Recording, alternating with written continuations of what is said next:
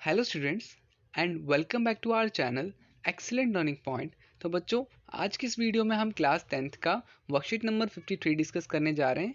ये हमारे विज्ञान की वर्कशीट है बच्चों।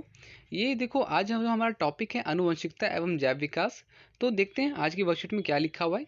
लिखा हुआ है, मनुष्यों में विभिन्न विशेषताओं को निर्धारित करने में आनुवंशिकता महत्वपूर्ण भूमिका निभाती है।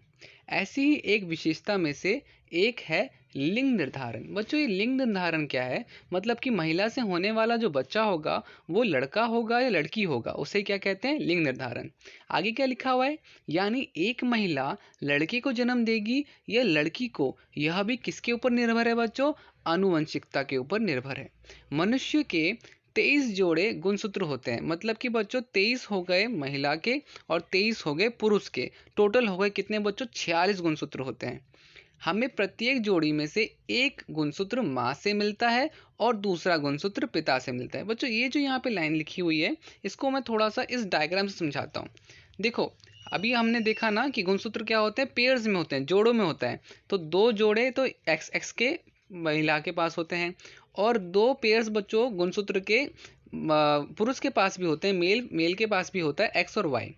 कहा यह जाता है कि अगर इनके जो दो दो गुणसूत्र हैं, ये जो आपको दो दो गुणसूत्र दिख रहे हैं, इनके अगर हम पेयर्स बनाते हैं, सपोज कुछ ऐसा बनता है, अगर x और x से बनेगा तो क्या होगा बच्चों? एक लड़की जन्म लेगी। अगर x और y से कोई कॉम्बिनेशन बनता है तो एक लड़का जन्म ले सकता है। और अगर x और x से वापस से होता है तो बच्चों लड़की जन्म ले सकती है।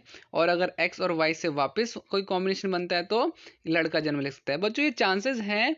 ये चांसेस क्या है? ये चांसेस हैं किसी बच्ची, मतलब किसी लड़की या लड़के के पैदा होने की। ठीक है, ये पूरा का पूरा बच्चों किस चीज़ के ऊपर निर्भर होता है?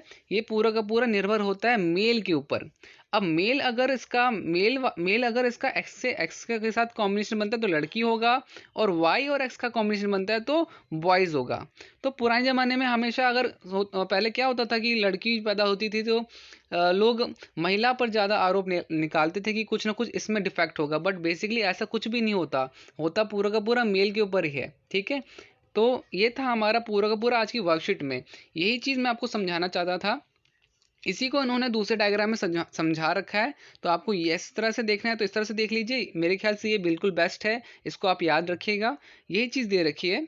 तो आपने क्या समझा बच्चों कि लड़का होगा या लड़की, वो किसके ऊपर डिपेंडेंट होता है? वो मेल के ऊपर होता है।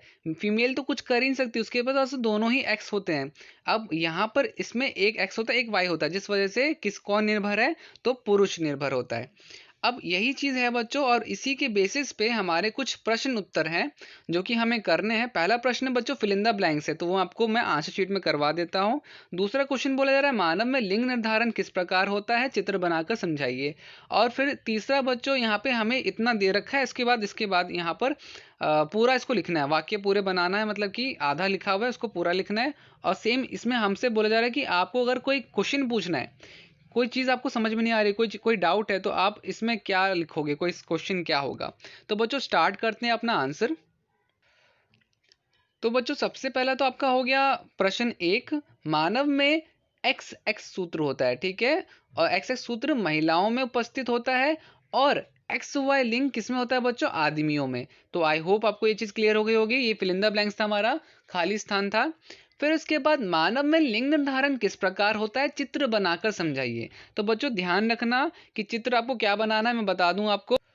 तो बच्चों दूसरे प्रश्न में, प्रश्न दो में आपको उत्तर में ये वाला चित्र बनाना है। तो प्लीज़ आप ये वाला चित्र बना देना।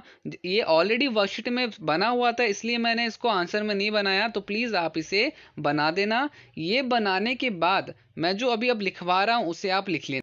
तो बच्चों क्या लिखना है आपको यहाँ पर? वो चित्र जो मैंने आपको दिखाया वो बनाने के बाद आप लिखना, एक बच्चा जो अपने पिता से एक एक्स गुणसूत्र प्राप्त करता है और वह एक लड़की होगी, और जो एक वाई गुणसूत्र प्राप्त करता है तो वह एक लड़का होगा। ठीक है बच्चों, अगर पिता एक्स गुणसूत्र प्राप्त करेगा पिता से तो क्या होगा? वो बच्चा लड़की होगी, और अगर वाई गुणसूत्र प्राप्त करता है तो बच्चा लड़का होगा। इस प्रकार लड़के या लड़की होने की संभावना है, और बच्चे का लिंग पूरी तरह पिता द्वारा बच्चे को दिए गए गुणसूत्र पर ही निर्भर करता है। आई होप आपको ये चीज़ क्लियर हो गई होगी। प्रश्न 3 क्या है? उपयुक्त को पढ़कर मैंने लिंग निर्धारण के बारे में यह जाना और समझा कि, यहाँ तक था बच्चों। इसके आगे आपको लिखना था कि आपने क्या समझा। तो बच्चे का लिंग पूरी तरह पिता द्वारा बच्चे को दिए गए गुणसूत्र पर निर्धारित होता है, ना कि माँ के दिए गए गुणसूत्र पर। बच्चों मैंने आपको पहले ही बता दिया कि लड़का हो गया या लड़की, कौन जिम्मेदार है? तो वो जिम्मेदार है आपका पुरुष, ठीक है, या फिर पिता। परंतु तब भी भारतीय समाज में लड़की का पैदा होना पर माँ की गलती बताई जाती है। यही मैंने आपको बताया था बच्चों कि पुराने जमाने में क्या होता था कि अगर लड़की बार बार पैदा हो रही है तो लोग माँ को कोसते थे, जबकि पूरा का पूरा क्या है, साइंस क्या कहती है? साइंस ये कहती है कि भैया लड़का हो गया, लड़की वो किसके ऊपर डिपेंड है? वो डिपेंड है पिता के ऊपर।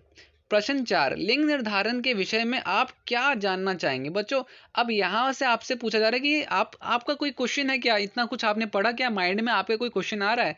तो उत्तर क्या होगा? मैं लिंग निर्धारण के विषय में यह जानना चाहूंगी या चाहूंगा कि जुड़वां शिशु कैसे पैदा होते हैं। तो ये था बच्चों आज की पूरी वर्कशीट में। उम्मीद करता हूँ सारी चीज़ें आपको अच्छे से समझ में आई होंगी। तो आज की वीडियो में इतना ही। मिलते हैं नेक्स्ट वीडियो में। अगर वीडियो अच्छी लगी तो वीडियो को लाइक शेयर कमेंट ज़रूर कीजिएगा। चैनल पे आप नए हो तो चैनल को सब्सक्राइब कीजिएगा। तब तक के लिए बाय बाय, टेक केयर।